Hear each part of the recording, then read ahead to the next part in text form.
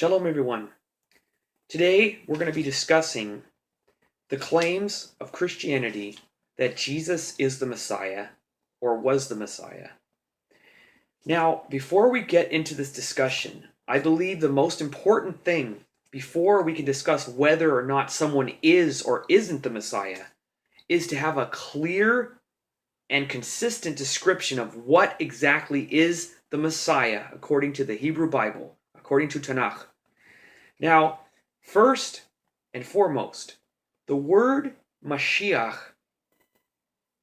means anointed. It does not mean Messiah. Messiah is an English term of pronouncing the Hebrew mashiach.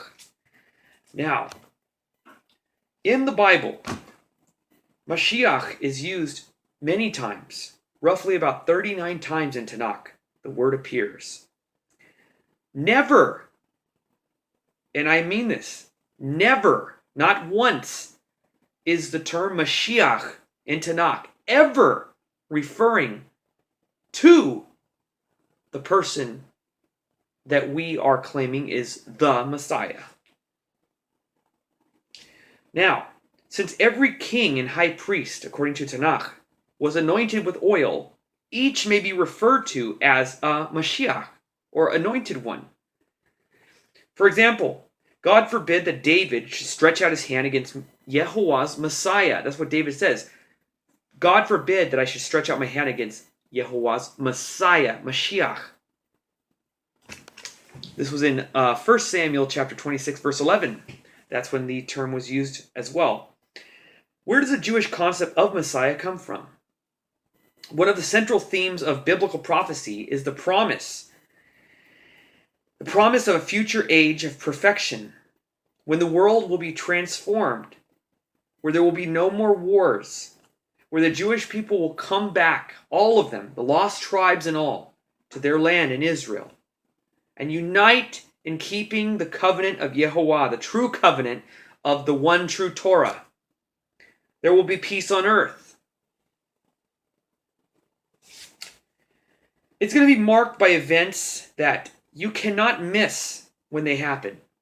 It says in the book of Zechariah, chapter 8, verse 23, that in those days, 10 men of every nation will come and grab the clothing of a Jew and say to him, "Take us with you, because now we know that God is with you."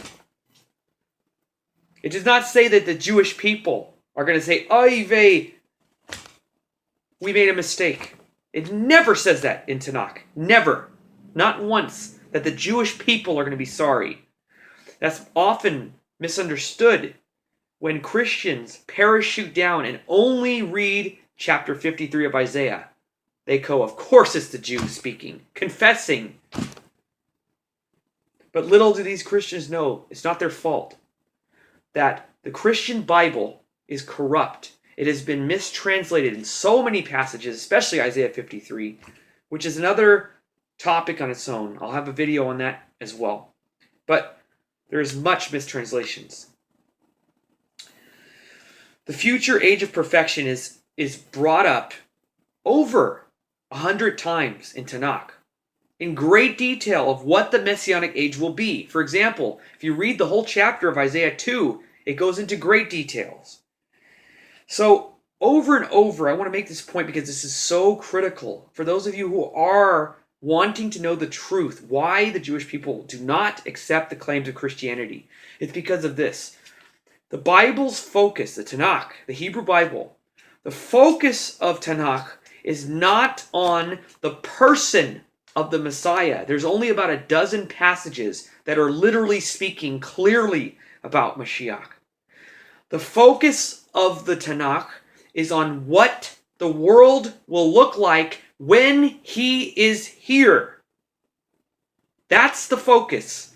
It's not on the Messiah. I don't mean this in any way derogatory, but he is pretty much in comparison to the Messianic age and the glorification of God alone, Yehovah. He is very minuscule and unimportant compared to the things that will be occurring during that time. That's the point. So, what are because Christians will say, okay, since you reject all of our verses that we produce to claim Jesus is the Messiah, what do you think the Messianic verses are? And what I answer is, I don't think. We'll read them for ourselves and see what it says. Like I said, Isaiah chapter 2 describes vividly what the Messianic age is going to look like. Let's read. In Isaiah chapter 2, verses 2 through 4, it says, "Now it will come about in the last days," listen carefully, "in the last days, the mountain of the house of Yehovah will be established as the holy place of the mountains, and will be raised above the hills, and all the nations will go to it. And many peoples will come and say, 'Come, let us come and go up to the mountain of Yehovah, to the house of the God of Jacob, that he may teach us his ways, that we may walk in his paths. For the Torah will go forth from Zion," from Israel, "and the word of Yehovah from Jerusalem." That's what the nations are going to do. So if the Christians are claiming that they're following Paul and his teachings, that the Torah is wiped away with the death of Jesus, we are talking about the Messianic age and the nations learning the Torah in Israel, streaming to Jerusalem. Isaiah chapter 11, verses 2 through 3, and then 6 through 7. This is describing the Mashiach, the anointed one, the human king that will reign during this time. Now listen carefully. "And the spirit of Yehovah shall rest upon him, the spirit of wisdom and understanding, the spirit of counsel and might, the spirit of knowledge, and the fear," listen carefully, "the fear of Yehovah." And if you're not sure, and that's not clear enough, he says in the next verse, "And he will be filled with the fear of Yehovah." And in that time it says, "The wolf shall live with the lamb," in verses 6 through 7, "and the leopard shall lie down with the young goat, and the calf and the young lion and the fatling together, and the young child will lead them all. The cow and the bear shall feed, and their young ones lie down together, and the lion shall eat straw like the bull. The nursing child shall play in the cobra's hole, and the toddler child shall put his hand on the adder's den.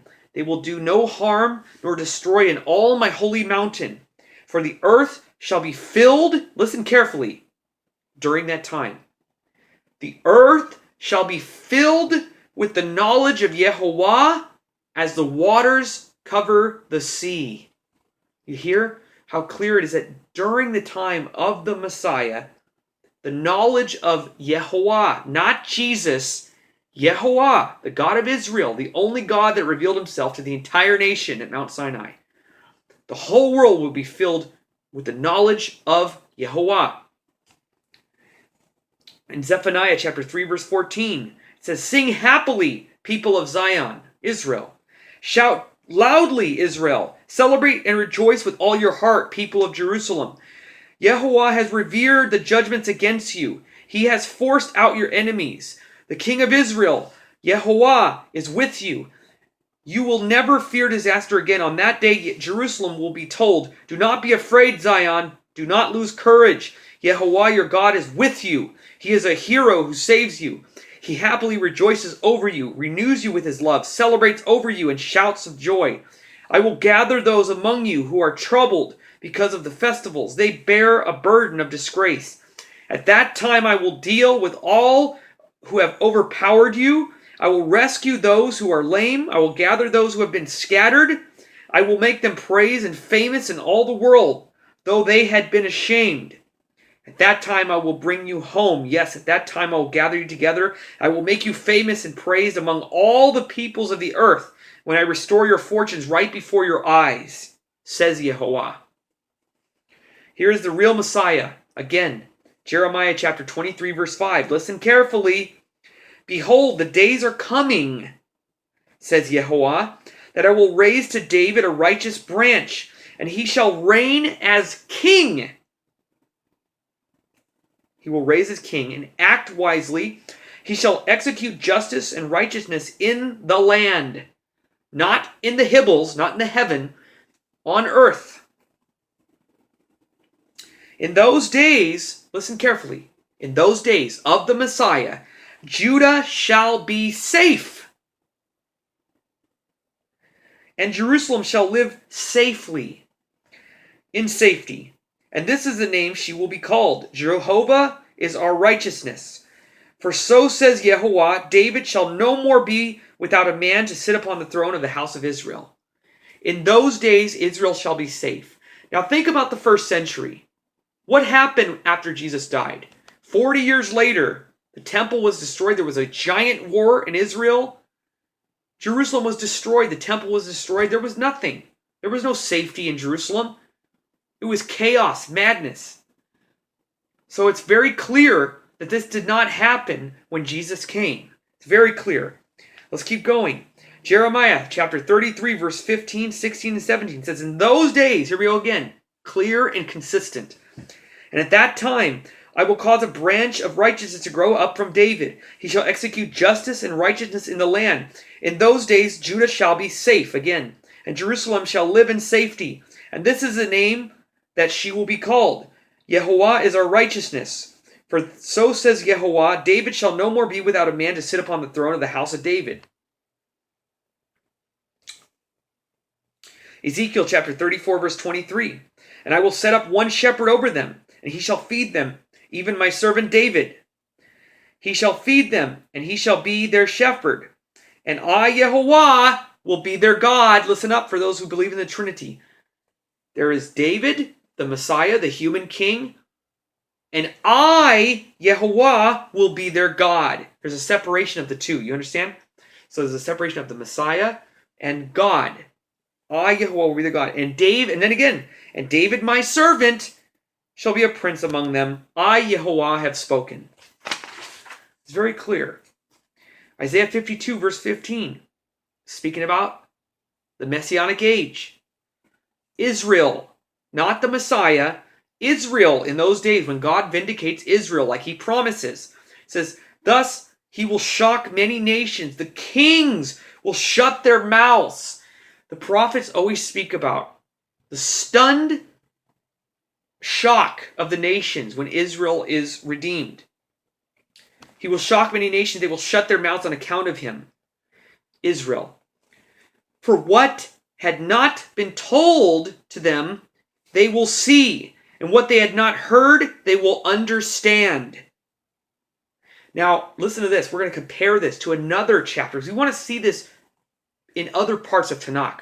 If you look at Micah chapter 7, verses 15 through 16, it says clearly, thus, like in the days of your coming out of the land of Egypt, I shall show unto them, Israel, many wonderful things. The nations shall see and be ashamed of all their might. They will lay their hands on their mouth like, their ears shall be as deaf. Compare that to Isaiah 52, its continuation. Jeremiah chapter 16, verse 19. It says, to you the nations shall come to Israel. The nations shall come from the ends of the earth and say, surely our forefathers have inherited nothing but lies and vanity. For how can we make gods among ourselves, and they are not gods? And this is for the strangers, for the non-Jews who want to come to the covenant of Yehovah, the true God, the only God, in the one covenant. It says, and to the strangers who join themselves to Yehovah, to minister to him. This is speaking to you, the Gentiles.